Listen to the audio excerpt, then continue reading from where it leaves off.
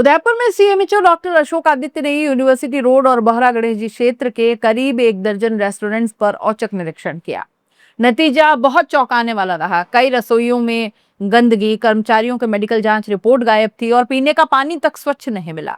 बावजूद इसके कार्रवाई सिर्फ इतनी हुई कि संचालकों को सुधार के लिए 15 दिन का समय दे दिया गया।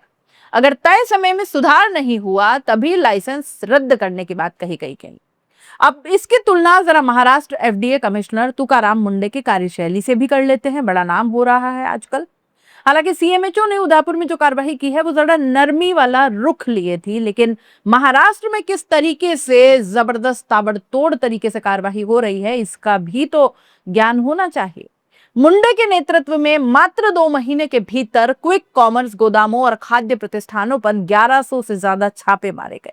कई जगह लाइसेंस तत्काल निलंबित किए गए, नियम तोड़ने वाले प्रतिष्ठानों पर सीधी कार्रवाई हुई और यहां तक कि शाहरुख खान, अजय देवगन और टाइगर श्रॉफ जैसे बड़े नाम भी विमल इलायची के विज्ञापन को लेकर एफडीए के शो कॉज नोटिस के दायरे में आ गए। जवाब असंतोषजनक रहने पर 1 लाख रुपए तक जुर्माने की चेतावनी भी दी गई। मुंडे का संदेश साफ था कि फूड सेफ्टी में कोई कितना भी बड़ा नाम क्यों ना हो, नियम सबके लिए बराबर है। दोस्तों, उदयपुर के मामले में समस्या कार्रवाई की नीयत में नहीं बल्कि उसकी रफ्तार और सख्ती में दिखती है। किचन में गंदगी मिलना, कर्मचारियों की मेडिकल जांच न होना और पानी की गुणवत्ता संदिग्ध होना, ये कोई मामूली खामियां नहीं है। ये सीधे सीधे तौर पर लोगों की सेहत से जुड़ा बड़ा खतरा है। ऐसी गंभीर लापरवाही पाए जाने पर भी अगर संचालकों को 15 दिन की मोहलत दी जाती है तो ये सवाल उठना तो लाजमी है कि क्या इतनी नरमी सही संदेश देती है। दोस्तों, मुंडे की कार्यशैली इससे बिल्कुल उलट रही है। उनका मॉडल पहले चेतावनी फिर कार्रवाई का नहीं बल्कि तुरंत कार्रवाई फिर सुधार का मौका का रहा है। और यही वजह है कि सोशल मीडिया पर उन्हें सिंघम आईएएस तक कहा जाने लगा। बेशक उनकी सख्ती को लेकर बॉम्बे हाई कोर्ट ने भी सवाल उठाए और पुणे की एक मिठाई की दुकान से जुड़े मामले में एफडीए को हर्जाना देने का आदेश भी दिया गया। यानी सख्ती का रास्ता आसान और विवाद रहित नहीं है।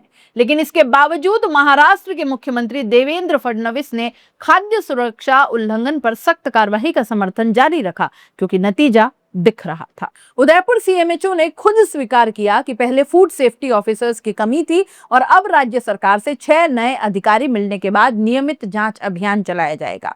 ये एक सकारात्मक कदम जरूर है, लेकिन सिर्फ अभियान चलाना काफी नहीं होगा।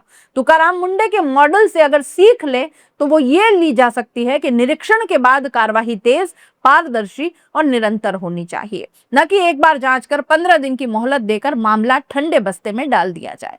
खासतौर पर सुखाड़िया यूनिवर्सिटी क्षेत्र जैसे इलाकों में जहां बड़ी संख्या में छात्र रहते हैं, वहां लापरवाही और भी ज्यादा गंभीर मानी जानी चाहिए क्योंकि ये सीधे युवाओं की सेहत से जुड़ा मामला है। मुंडे मॉडल यही सिखाता है कि जब बात लोगों की सेहत और खाद्य सुरक्षा की हो तो बड़े ब्रांड्स, मशहूर हस्तियां या स्थानीय पहचान वाले पुराने प्रतिष्ठान किसी को भी छूट नहीं मिलनी चाहिए। बेशक मुंडे की कार्यशैली को लेकर अदालत में सवाल उठे हैं, जो यह बताता है कि सख्ती अंधाधुंध नहीं बल्कि प्रक्रिया के दायरे में होनी चाहिए। उदयपुर प्रशासन के लिए सही रास्ता भी यही होगा कि वो मुंडे जैसी तेज और निर्णायक कार्रवाई अपनाए, लेकिन साथ ही निष्पक्षता और कानूनी प्रक्रिया का भी पूरा ध्यान रखे। मोहलत देना गलत नहीं है, लेकिन मोहलत के दौरान भी निगरानी तो होनी चाहिए ना, ताकि लापरवाह संचालक इस समय का दुरुपयोग न कर पाए।